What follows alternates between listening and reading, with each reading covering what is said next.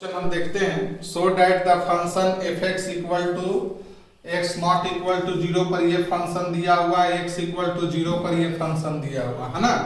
तो x not equal to zero का मतलब आप समझते हैं कि जीरो पर नहीं, यानी कि जीरो से कम या जीरो से ज्यादा, दोनों के लिए यही फंक्शन दिया हुआ है।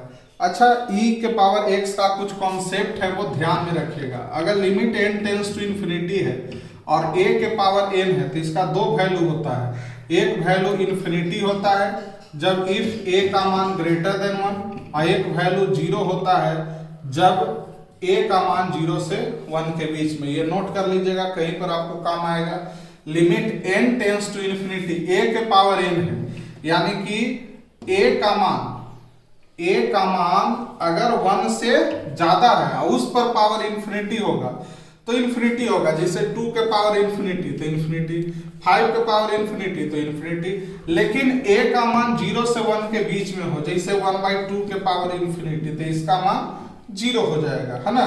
4/5 के पावर इन्फिनिटी, तो इसका मान क्या हो जाएगा, 0 हो जाएगा। तो ये नोट्स है, जो बेहतर नोट्स है, जो आप ध्यान में रख सकते हैं। ये पॉइंट को आपको ध्यान में रखना होगा। तो चलिए अब इस क्वेश्चन को हम सॉल्व करते हैं। तो यहाँ पर सबसे पहले हम किस पर चेक करते हैं, जो दिया गया है। तो एट x इक्वल टू 0, तो उसके लिए कौन सा फंक्शन है, 1। तो अगर हम इसमें 0 पुट भी कर देते हैं तो मेरा क्या आ जाता है, 1। तो ये हो गया इक्वेशन नंबर फर्स्ट। अब हम बात करते हैं LH लिमिट का। तो LH limit in this case x is less than 0। तो लेस देन के लिए कौन सा फंक्शन है बाबू, तो ग्रेटर के लिए भी यही है, लेस के लिए भी यही है, जो है वो यही है। e के पावर 1/x माइनस 1, e के पावर 1/x प्लस 1। अब हम बात करते हैं तो इसको कैसे लिखेंगे, लिमिट 0 माइनस fx, है ना। तो लिमिट s टेंस टू 0, तो f 0 माइनस h, तो limit s tends to 0, e के power 1/0 minus h minus 1/e के पावर 0 माइनस h और प्लस 1।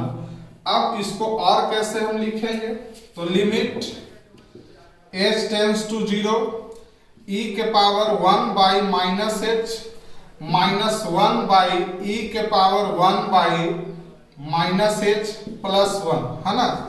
तो हम लिमिट में क्या करते हैं, डायरेक्ट वैल्यू पुट करके चेक करते हैं कि लिमिट का कौन सा फॉर्म है। तो इसमें उठा के पुट करते हैं तो ये 0, किसी के पावर 0 उसका वैल्यू 1, 1/1 1 1 माइनस 1 0, और यहाँ पर भी क्या हो गया आपका, ये हो गया 0, है ना। उठा के वैल्यू पुट कर देते हैं तो ये आपका मान आ गया 0, और यहाँ पर भी आपका वैल्यू। तो सबसे पहले इसको हम इस तरीका से लिख दे सकते हैं। तो ये आपका आ गया 0, यहाँ पर e के पावर, यहाँ जरा देखिएगा, s टेंस टू 0 रख देंगे तो s टेंस टू 0, तो किसी के पावर 0 उसका वैल्यू तो 1 होता है ना। लेकिन ये ऊपर चल जाएगा तो e के पावर माइनस 1/h है ना। ये ध्यान रखिएगा, e के पावर h नहीं, e के पावर माइनस 1/h है। तो यहाँ पर तो 0 हो गया, लेकिन 1/0 क्या हो जाएगा, यहां पर तो 0 हो गया, लेकिन 1/0 इन्फिनिटी हो जाएगा। तो e के पावर इन्फिनिटी क्या हो जाएगा, इन्फिनिटी, यानी कि इन्फिनिटी बाय इन्फिनिटी फॉर्म है। तो पहले इसको हमको हटाना पड़ेगा। तो जब question n tends to infinity का रहता है तो उस केसेस में हम कोशिश ये करते हैं कि जो जिसमें वैल्यू पुट करते हैं वो डिनोमिनेटर में चला जाए, ताकि कांस्टेंट बाई इन्फिनिटी का मान क्या हो जाए, 0 हो जाए। तो ये हम अप्रोच लगाते हैं। तो इसको हम इस तरीका से लिख सकते हैं, लिमिट s टेंस टू 0, तो इसको हम इस तरीका से लिख सकते हैं 1/e के पावर 1/h, है ना, नीचे चल जाएगा तो, और ये माइनस 1, और यहां पर भी इसको लिखेंगे 1/e के पावर 1/h और प्लस 1। अब इसमें वैल्यू उठा के पुट कीजिए। तो यहाँ जब हम पुट करते हैं, जरा ध्यान दीजिएगा, तो यहाँ जब पुट करते हैं तो ये 0 हो गया, तो 1/0 क्या हो गया, इन्फिनिटी, यानी कि 1 e के पावर इंफिनिटी -1, ठीक है, और यहां भी 1 बाई e के पावर इंफिनिटी +1। क्लियर है। अब हम जानते हैं कि अभी अभी हमने बताया कि अगर a के पावर इंफिनिटी है तो a पर डिपेंड करता है। a का मान अगर 1 से बेसी होगा तो उसका मान इंफिनिटी आएगा, लेकिन a का मान 0 से 1 के बीच में होगा तो उसका मान क्या आ जाएगा, 0। तो e का जो मान है वो क्या है आपका, e के पावर इंफिनिटी आ रहा है। तो खुद सोचिए कि ये क्या है, e का मान कितना होता है 2.7। तो e 2.7 पर इंफिनिटी तो इंफिनिटी आ जाएगा, तो 1 बाई इंफिनिटी क्या हो गया, 0।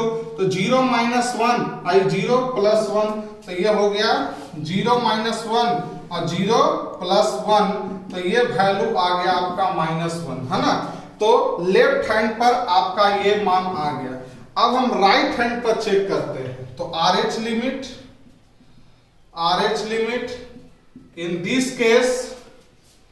in this case x is greater than 0।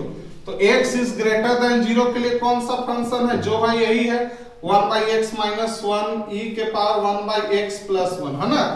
तो यहां पर क्या हो जाएगा, limit s tends to 0, clear है, e के पावर लिमिट s टेंड्स टू 0 लिख देते हैं, डायरेक्ट लिख देते हैं यहां से if 0 - 0 + h, ठीक है। तो क्या हो जाएगा, लिमिट s टेंड्स टू 0, यहां पर e के पावर 1/0 + h -1 e के पावर 1/0 + h + 1। तो लिमिट h टेंड्स टू 0, यहां क्या हो जाएगा, e के पावर 1/h -1 और e के पावर 1/h + 1, है ना। अब हम देख रहे हैं कि डायरेक्ट अगर हम वैल्यू रख दें यहां पर 0 तो इंफिनिटी बाई इंफिनिटी फॉर्म आएगा, यानी कि इसको हम क्या करेंगे, पहले सॉल्व करेंगे। तो सॉल्व कैसे करेंगे, तो जरा ध्यान दीजिएगा। तो हम क्या बताए हैं कि इंफिनिटी के केसेस में हम कोशिश करते हैं कि जो मेरा जिसमें वैल्यू पुट करते हैं वो डिनोमिनेटर में आ जाए। तो जब question based on n tends to infinity या x टेंड्स टू इंफिनिटी का केसेज रहता है तो उसमें जो मैक्सिमम पावर होता है उसको हम कॉमन निकाल लेते हैं, ताकि जिसमें वो चीज नहीं रहता वो डिनोमिनेटर में चला जाता है। तो जैसे ही डिनोमिनेटर में चला जाएगा तो उसमें वैल्यू पुट कर देंगे तो वो क्या हो जाएगा, डिनोमिनेटर में इंफिनिटी आ जाएगा। तो हम जानते हैं कि कांस्टेंट बाय इंफिनिटी क्या हो जाएगा, 0 हो जाएगा। तो हम इसको क्या करते हैं, इसमें से ये कॉमन ले लेते हैं, क्या, e के पावर 1/h। तो जैसे e के पावर 1/h कॉमन ले लेंगे तो यहाँ पर तो 1 हो जाएगा, लेकिन इसमें तो नहीं है, तो जिसमें नहीं है वो कहाँ चलाता है, डिनोमिनेटर में। तो -1/e के पावर 1/h हो गया, और यहाँ पर भी e के पावर 1/h कॉमन निकाल दिए, तो 1 प्लस यहाँ 1 प्लस 1/e के पावर 1/h हो गया। तो ये से ये कैंसिल आउट हो गया। अब उठा के हम वैल्यू पुट करते हैं तो ये 1 हो गया, यहां उठा के वैल्यू पुट करेंगे तो ये 0 हो गया, और 1/0 इंफिनिटी, तो e के पावर इंफिनिटी, तो इंफिनिटी हो गया 1/इंफिनिटी, तो कांस्टेंट बाय इंफिनिटी क्या हो गया, 0, और 1 + 0 ये आ गया आपका 1। तो हम देख रहे हैं कि मेरा जो लेफ्ट हैंड है दिया गया जो पॉइंट है उस पर तो वैल्यू 1 था, और उस लेफ्ट हैंड पर क्या आ रहा है, -1 आ रहा है, और जबकि राइट हैंड पर क्या आ रहा है, 1 आ रहा है। यानी कि तीनों जो है वो एक दूसरा के बराबर नहीं है।